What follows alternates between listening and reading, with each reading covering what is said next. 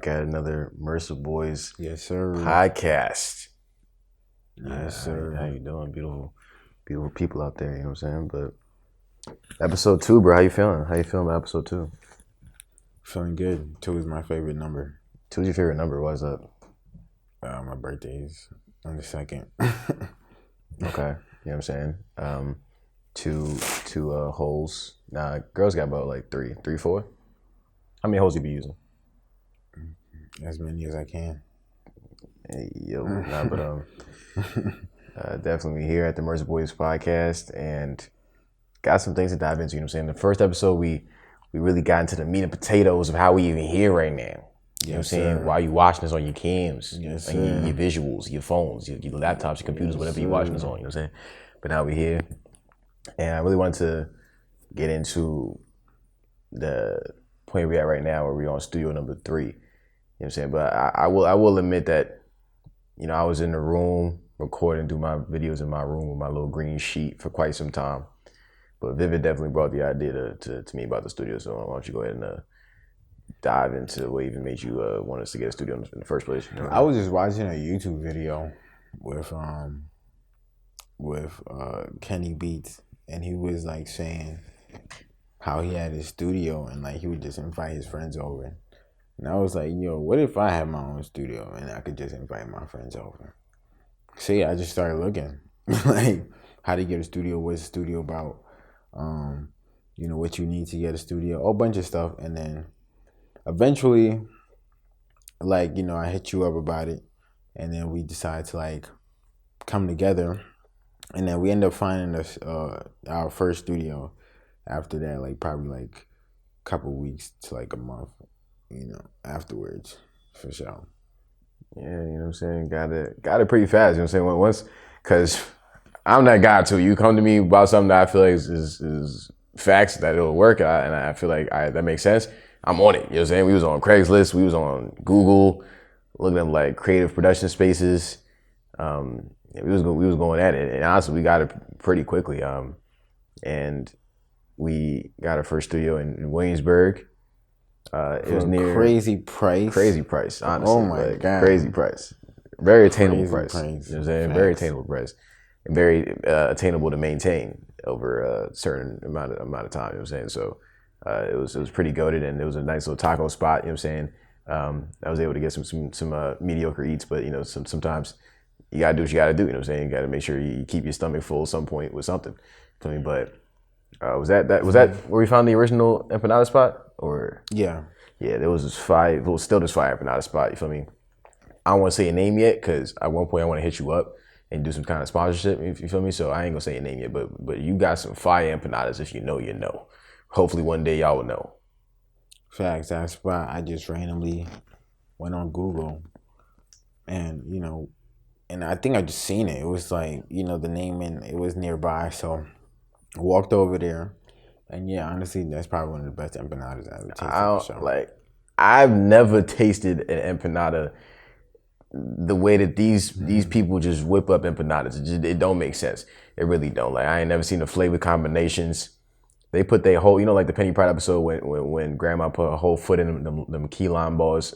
They put 13 toes. They found a person with an extra toe, and they put all 13 toes in that joint. I ain't gonna hold you, like them empanadas slap. You know what I'm saying? But facts.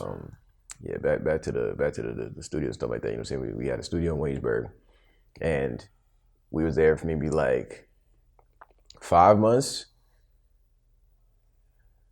About like 5 months. Right. Around 5, maybe 6. Definitely 5. Minimum 5. Yeah, probably around like 5-6 months. Yeah, like 5-6 months. We didn't get kicked out, but like we kind of got kicked out, low key. You feel me? But like, you know, there were some haters. I wasn't mad, because I'm a big advocate of, if it's supposed to happen like that, it's supposed to happen like that. So I think it just happened the way it was supposed to happen like that, for real, you know. But there were some haters. That's all I got. Nah, he definitely he holds a grudge to them. I try to let it go as it is what it is type stuff. I'm not even gonna necessarily say it was my fault specifically that this situation happened, but they kind of was waiting for something. It's like, you know, when somebody don't like you. And all right, yo, perfect example, yo. This girl, right? I'm talking to this girl, I met her on Tinder, right? Woo-doo, right? She like sometimes I have a tendency to just say things sometimes that come to my head. I may necessarily not mean to hurt your feelings, but it just comes out like that. My bad. And I'll apologize after if you feel the way. Okay, but you gotta let me know you feel the way, right? So, me and this Tinder girl, whatever, she feels a way about certain things that I may say, and she won't just say it. You know, she will beat around the bush about it and won't just directly say, yo, this is what my issue is with you, or this is what you're specifically saying that is making me mad. So she attempted to ghost me in our probably like 2 months talking, probably attempted to ghost me like 3-4 times. And it was just confusing me. I'm just like, bro, what am I doing? I don't even know how to fix what I'm doing wrong to be able to not do it again. She'd be like, yo, you gotta stop saying this, saying that, but I'm not trying to offend you. So if I'm not trying to offend you and I'm offending you anyway, you just get offended by things I'm saying, that's a no-win situation. How you gonna tell me not to try to offend you again if I don't even know I'm not trying to offend you in the first place? So that's really what was happening from the beginning. From the beginning, they was like, yo, no music, no loud things. I'm not gonna lie, we did it anyway, but like, we didn't do it too crazy, you feel me? Like, but they definitely was watching us like a hawk. Yeah, no, literally the camera. There was a camera right in front of our door. Like, you open the door, like the camera's right there. So yeah, they for sure was watching us. But I mean, hey, we still did what we wanted to do. Yeah, at the end of the day, we still had our way, the way we wanted to have our way. You feel me? So but you can't hold it down. Essentially, they wanted us up out of there because we definitely did not fit the demographics that was in there. So, but then we went to a new spot, which was cool. I mean, but the first spot was definitely legendary. We definitely had learned a lot, invited a lot of people. Everybody came through that spot. Ran up a bag, you feel what I'm saying? Ran up a bag up in there. And I feel like even to where we're at in the third spot, each of the last 2 spots showed us how we'd be able to monetize a larger spot. And I think that's just the point where we're at right now. With the first spot, we was able to bring people over for photo sessions, and I managed to model at the time, and I was doing YouTube, and I was making money off like Instagram with song reviews, and he was engineering artists and always making beats and stuff like that. So it just showed us like, all right, we can make money using the actual space itself and not even having to use the space, but just be in the space and be able to just like be on our computers and make money just online and stuff like that. So second spot after we got like, semi kicked out of the first one, I couldn't go back. We was there for 5 months. Like, I love what it feels like to have a place to create content now. You know what I'm saying? I used to be in my room with a green sheet. Now I'm in a space. It wasn't that big of a space, but it was a space that I can record videos in, damn it. Like, my brain could be free. So I needed that again. So literally, like, I think maybe like a week tops, found the next spot. And it was basically like a rectangle. Not even, it was like a square. Literally. Yeah, literally a square. But it was dope. Dope vibes though. Still in Williamsburg, very dope vibes. I had a roof, you know what I'm saying? The dog. The lady was cool. The Orlando was pretty cool. We definitely made a lot of noise. Yeah, like I don't know how to whisper. Sometimes I try to whisper. It just don't work. So like, and it's especially at that time, I was making videos where, I'm talking fast and I'm talking loud. But I mean, hey, our neighbors, she ain't care, so that's all that matters. You feel me? Like, I already told Shorty from the beginning, like, I do interviews, I make content, stuff like that. So there's gonna be a couple loud noises sometimes. What you want me to do? You feel what I'm saying? Like, at least you getting your rent paid. This is how I'm paying my rent. What you want me to do? At least you getting your money somehow. You feel me?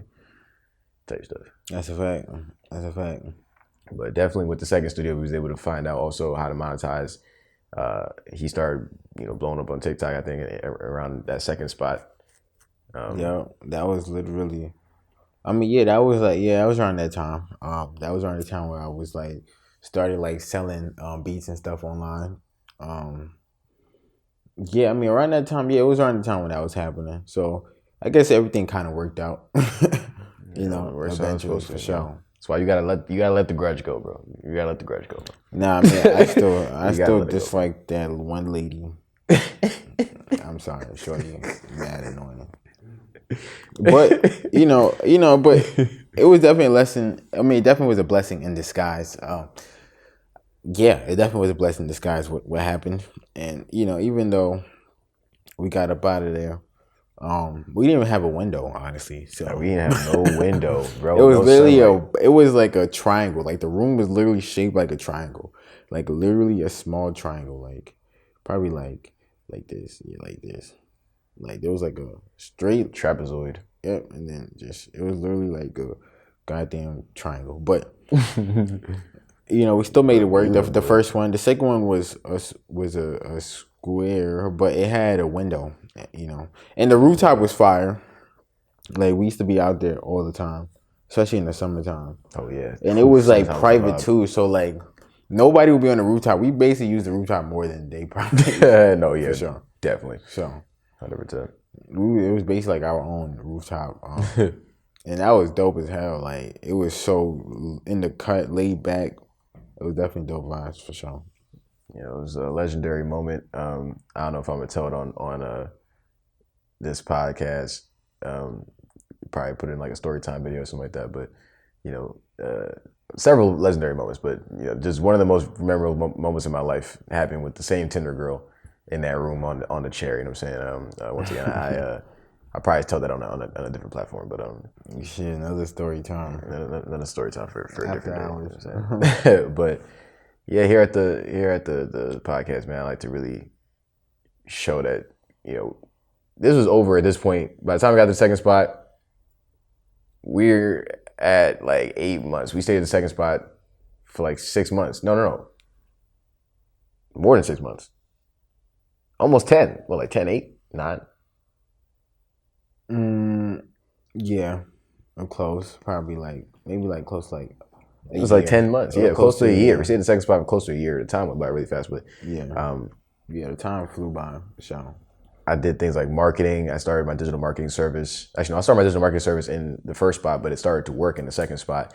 I was making tons of money on YouTube, and I was still doing interviews and really just figuring out the next thing. I started to also blow up on TikTok, but I just felt like there was definitely more. Like I wanted to expand, and I recall all the time, like on the rooftop, I kept telling them like, yo, bro, like we have to get into another spot. Like we have to, like this is, once I really felt like we had did what we needed to do in this spot, it felt worthless being there anymore. Like once I feel like I've won, I need to win again. Like I don't know, I can't stop. Like I need the next win. I need the next W.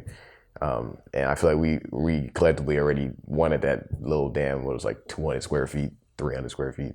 Nah, it was like 100. Yeah, like 100 square feet box. Mm-hmm. You feel me? Like it'd be hot as hell. Like even with the fan, there was no AC in the room. The AC was literally outside. Oh my gosh, boy! So like it would literally be super hot, like yo, unbearably hot. Boy. Like the fan, you gotta turn up the fan just to record videos. Yo, nah, boy, for real though. Like, damn, son, I have memories of that forever. Like just sweating, boy. Like the fan not really helping. Blasting on you. You're still hot. Like, go outside on the rooftop, it's still hot. Like, damn. There was no escaping it, boy. Like real talk. Yeah, there was no escaping it. You was not going nowhere, boy. That heat was following you. I ain't gonna hold you for me. And there was not a lot of food spots around there. I ain't gonna lie to you. Like it's pretty expensive. I think I may have ate around that whole. The fact that we stayed there 10 months, and I think maybe ate around places in that vicinity like maybe 10 times. Nah, that's a fact. Maybe. That's a fact. Maybe 10 times, but also shot a commercial for EBN Wear out that spot. The only commercial to date, but I do mad stuff, so what you want me to do? But I mean, it was in a dope location. Like it was definitely in an area that was very like where a lot of restaurants were. There was like 2 blocks away was like the whole strip of restaurants. And like even like a couple blocks away by the park was like even way more food and fancy stuff. So we definitely was like in an area that was like super popping, like super popping. But we didn't really do anything. Yeah, like it'd be so funny. Like honestly, I think all 3 of our spots have been in places where people frequent, and like we would just go to Manhattan and go to Soho. Yeah, we just go to the city for sure. I still love the city. Don't get it messed up. But I'm starting to realize that the area that we're in, we should definitely like explore it more and stuff like that. But I love the city. I'm a city boy for like, I was born in Brooklyn, but I like being in the city. It just gives me a whole different vibe. It gives me a whole different like, it's luxury, it's money. You feel me? Like anybody in the city can have bread. You don't know who they are. You feel me? They could be stacking, but like they got on the same mink somebody that's poor and robbed that mink from somebody else has on. You know what I'm saying? But you never know who's the one with the real mink. That's a fact. That's a big fact. Never know who got the real minky on type stuff.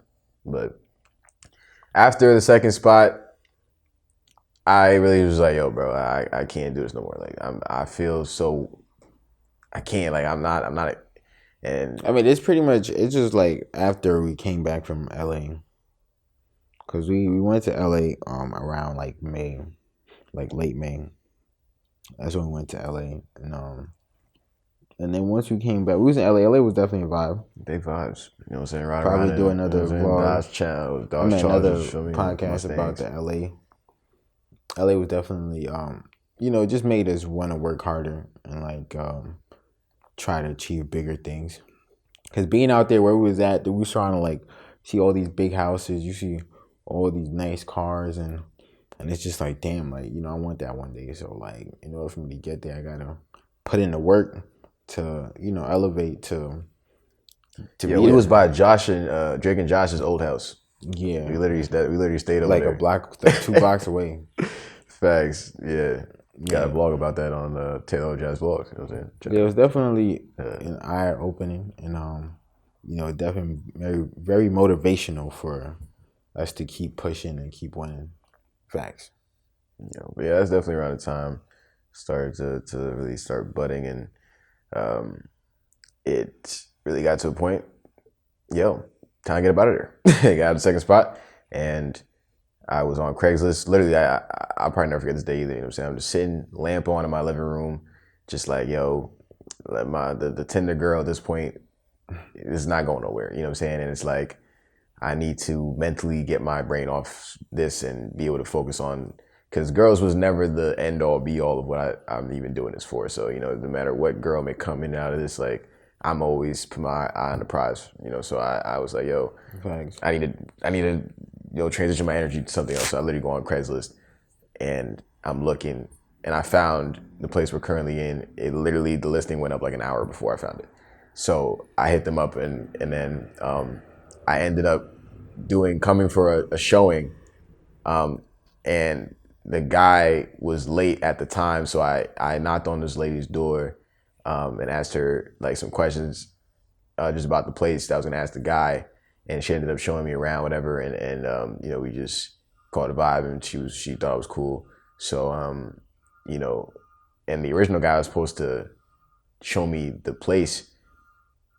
He literally never came. He never came. So if I didn't go talk to that girl, we literally wouldn't be here because the guy never came. If I was got irritated and then just left, it would have been over, But facts. Me and the girl, she ended up basically helping me get this spot and talk to a different landlord that associated with the place, stuff like that, to the point where we're now here. So it's like, it's just so funny how like small things can really like change a whole situation, because literally this man didn't come. To this day, I don't know who he is. He was supposed to show me the place. To this day, I don't know who he is. Got bamboozled. Real talk. Like, that is just terrible. Like, honestly, like to this day, I don't know who this man is. You know what I'm saying? But either way, I don't know. You know who he is. I don't see the person that I paid the damn rent to. So it is what it is. We're in this third spot now, and I think this is not it either. This is really just to document and show you guys that things happen in upwards progressions. You just have to be ready for every obstacle and be able to say, all right, this is how I'm going to overcome it, and this is how I'm going to get to the next level. You know what I'm saying? This is not the end. This is just the beginning and a better pathway to get to the next step that'll continue to grow to whatever it is that we see our visions turning into. I mean, yeah, for fact. Before, when we first started, was outside in the street, in the street cold. boy, brick boy, you know what I'm saying? Doing on the street interviews, you know what I'm saying? Just straight on the street interviews. And that's all we had to do. Every single day. Outside, like every day, every chance Every chance possibly. And plus, even bro, I used to literally have class after lab class, go straight to your school just so we could shoot the content. Yo, literally, like that's a fact, bro. And even Every day, I used to do that shit. yo, All we the would time. you would link up at my school, and we would go to like interviews that my school was having, and we would go record whatever interview I was doing that day or whatever content we were shooting. Literally, we would throw events in Soho. I would have to be on a train, literally carrying like 3 bags and a suitcase full of equipment. This is before I had my license and everything. Yeah, like we ended up being able to drive the stuff afterwards, but literally, like I would go to school. Oh my gosh, literally, I would go to school with a big suitcase full of equipment, a bag full of equipment, and I would end up having to leave school to go to Soho to throw an event. There's literally was specifically Doing an one event day. on the street one time with the whole equipment. Which event was that? It was supposed to be with that one girl. Oh yeah, we supposed to do a whole show with a shorty, and she just didn't come. And she gave me some BS excuse. You feel me? I ain't even gonna mention her name. I don't got no beef with her, but like it was mad awkward. I seen her again, and then like we both knew what was up. But we knew because we knew a mutual friend, and the mutual friend was trying to introduce us. But obviously we already knew each other. So I was just like, yeah, like it was so funny. He was trying to tell me to interview her. And I was like, yeah, and she. I mean, we knew the vibes. You know what I'm saying? But yeah, you missed your chance with me. Is what it is. Like, yeah, I'm sorry. Because when I invest time and energy into people, I'm genuine about it. But if you come and you announce some, skedaddles, boy, I don't need you in my content. You feel me? I'm not in this for fake vibes. This is why I built EBN TV. So I am the one that has the final say. Like I don't have to depend on you for nothing. Like that's really also what I want the message to be taken away from telling you guys our uprooting of how we're here is that literally we're in the music industry and no one invited us in. No one invited us in. Like we're in the amount of interviews and people we've seen and met, and EBN TV is not attached to nothing. It's not attached to no major label. It's not attached to no PR person. It's not attached to nothing specifically. It's really just birthed off hustle, hard work, and independent grind.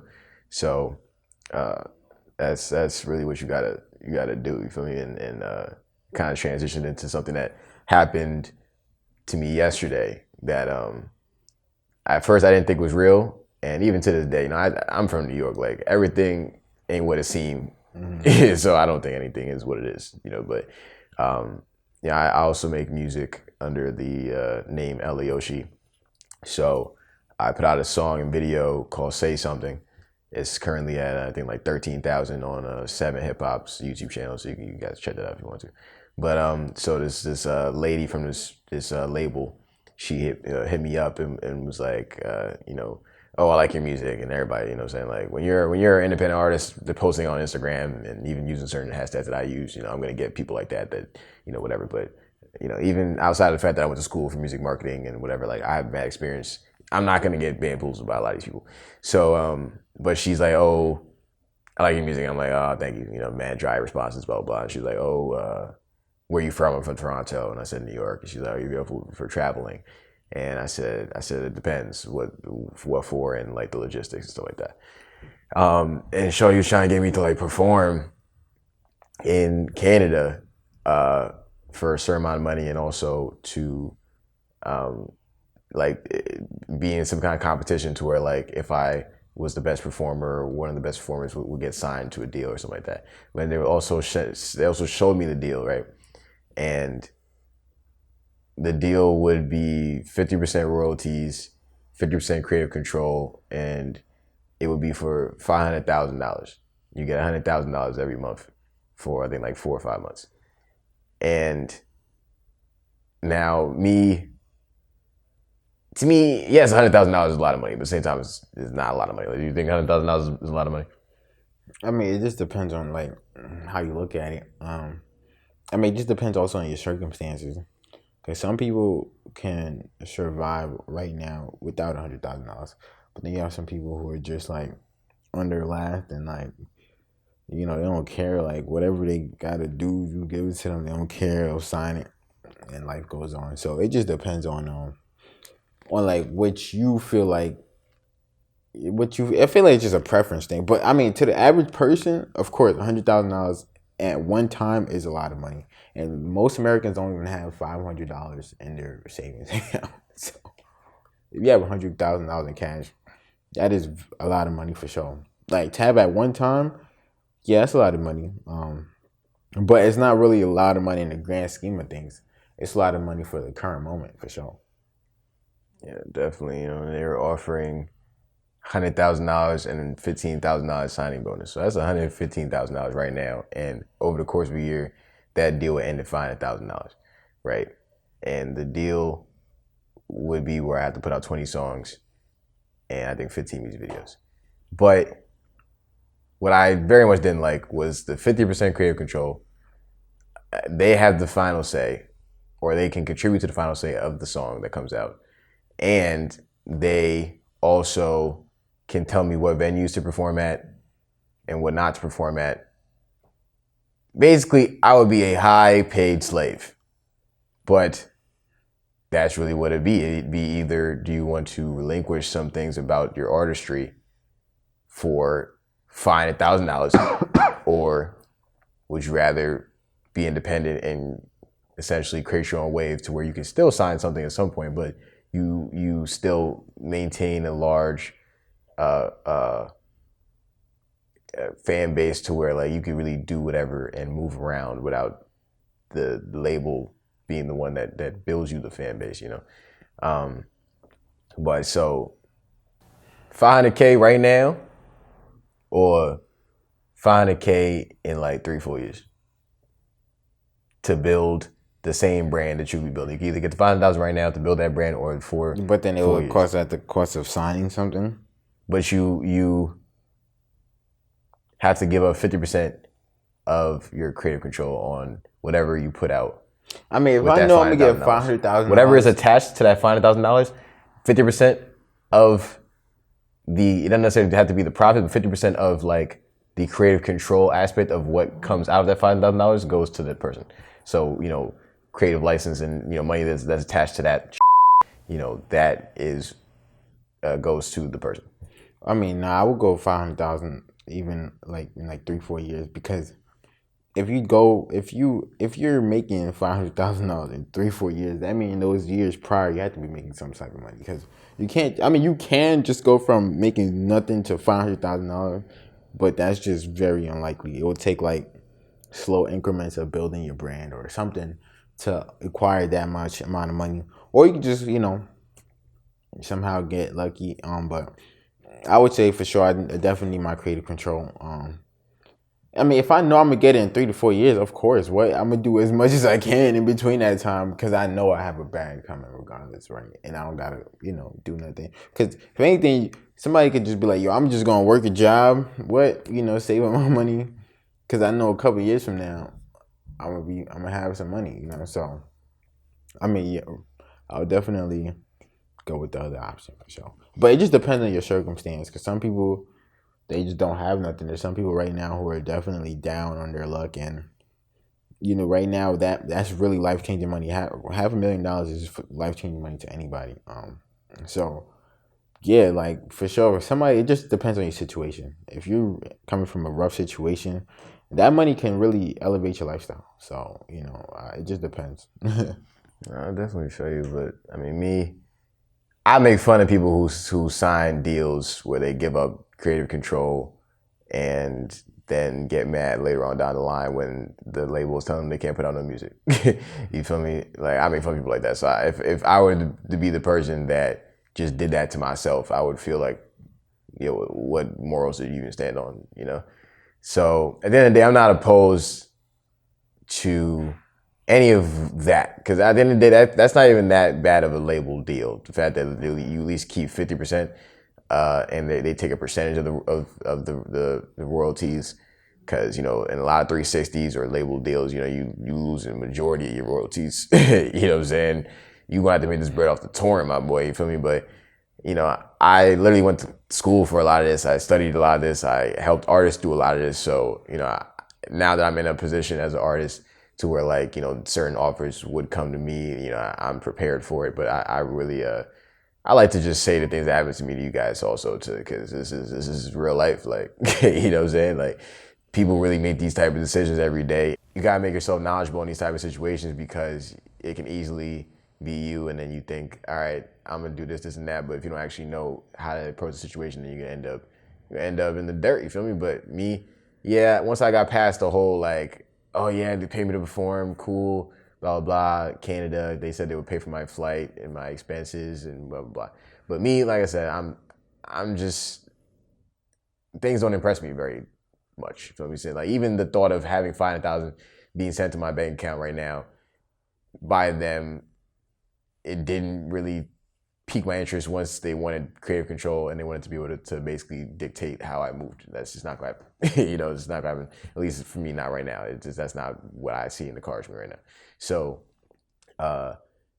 I'd asked Shorty, like, yo, what's my front end, what's my back end, what's my per diem, where am I gonna stay, how long am I set, blah blah blah, because these are all important questions. And Shorty talking about, oh, we don't talk about when you get here. And I'm like, what you mean? But they already sent me a visa. So on the visa, there's certain information that you have to know to even fill out the visa. And then Shorty stopped responding. And my humble prediction, she feels I know too much and she gotta leave me alone. He's like, oh nah, he know too much. He asking all these questions. I don't know if they thought I was just gonna sign a visa and I thought you was gonna get up and go. I was just gonna go to Canada. He's the homie talking about like, oh, Drake the weekend, Harry Styles gonna be there.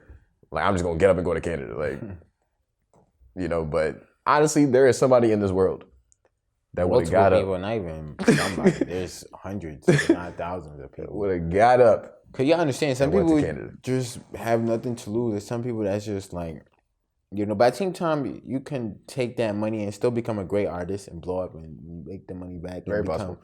a superstar and life is good, you know. Or you could just be stuck forever. Or it just depends on, you know, like you never know with life. You just gotta just pick and choose and go with the flow. Really. Honestly, even me, like, you gave me $500,000, I think I'm one of the people in this world that would know what to do with it smartly and how to actually push my brand and push my career, stuff like that. But like I said, that creative control, losing that creative control, I'm not jacking it. You know what I'm saying? Like, at least, you know, with that, my artist career, I'm not opposed to signing at some point, but I would have had to at least got somewhere in my vision where I feel like, okay, cool. You know, because I know I have a whole vision planned out for my artist career, which everyone should. If you are actually taking artistry seriously, you should have a vision for where you see yourself going and what you see your you know, I will say character development progressing to. You know, you should have an idea about that. But I know that these people can't put out the type of imagery that I would want to put out for my artist career or know how to push me as an artist, you feel me? Just because they heard one song, because they said they had a label meeting about my song, you know what I'm saying? But I really just want to implore you guys to not care about, you know, because she thought that 500K was going to get me. You know what I'm saying? Don't get it messed up. I was gigging for a couple seconds. I was like, yo, it's so vivid. Yo, it's just 500K. She's trying to sign me. You know what I'm saying? But at the end of the day, you know, growing up in New York has definitely allowed me to see past certain smoke and mirrors. You know what I'm saying? Yeah, facts. You know, you just gotta just take everything with a grain of salt. And you know, sometimes, you know, it works out, sometimes it don't. You just gotta just at the end of the day keep working on yourself and keep working on your brand, and because stuff like that just come and go. The only thing that's always gonna stay for sure is you know, and your brand. So that's the only thing you can always try to guarantee at the end of the day, and not depend on somebody else's to try to elevate you. Even though there's nothing wrong with that. But, you know, you should always depend on yourself, or try to depend on yourself the most, for sure.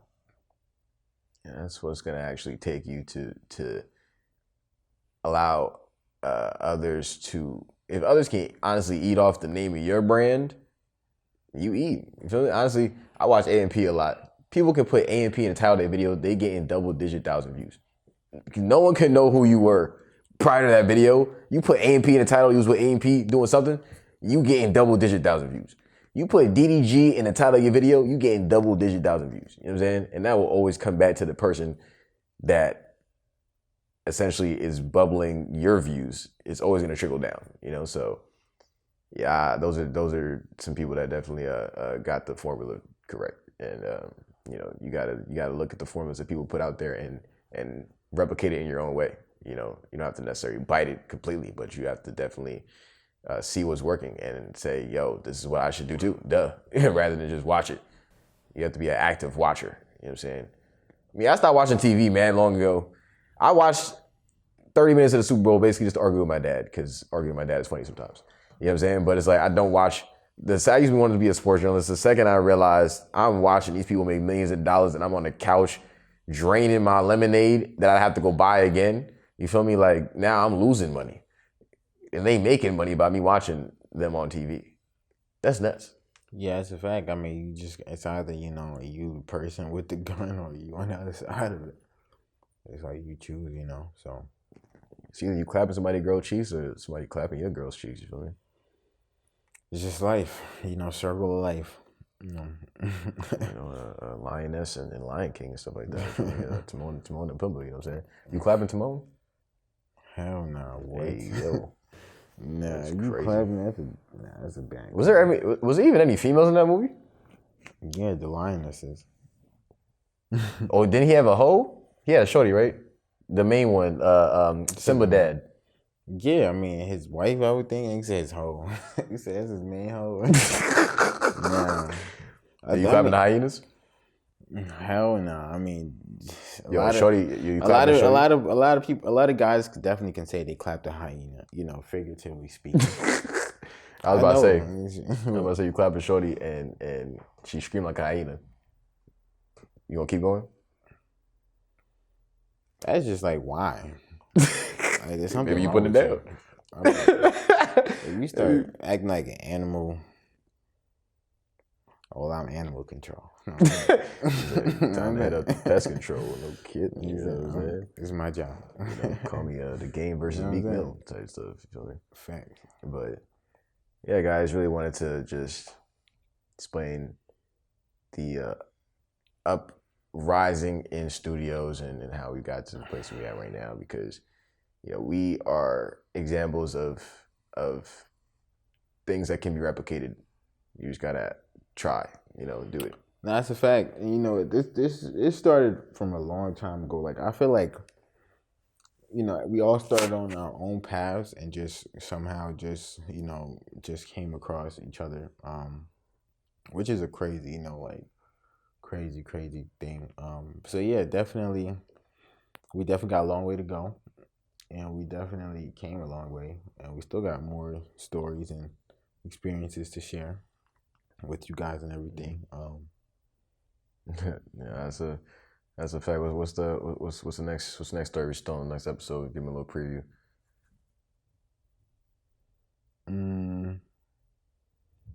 Like, probably like the beginning, like how this all started. We did that in the first episode. Oh yeah, that's a fact. I forgot. Oops.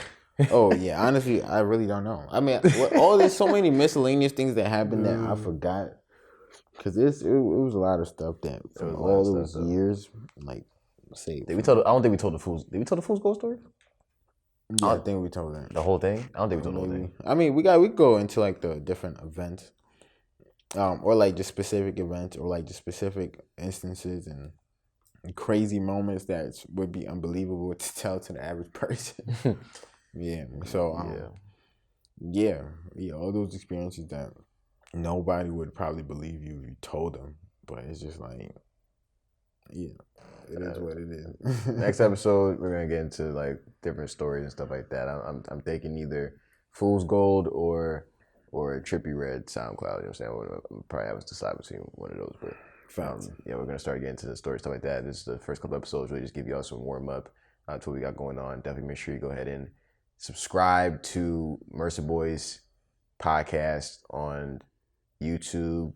A lot of the podcast visuals will be there, as well as reactions we do to music and stuff like that. So we're going to also start incorporating like song reviews and beat reviews to the podcast as well. So make sure you, if you want to get your song or beat reviewed, you can email it to Mercer Boyz with a Z podcast at gmail.com.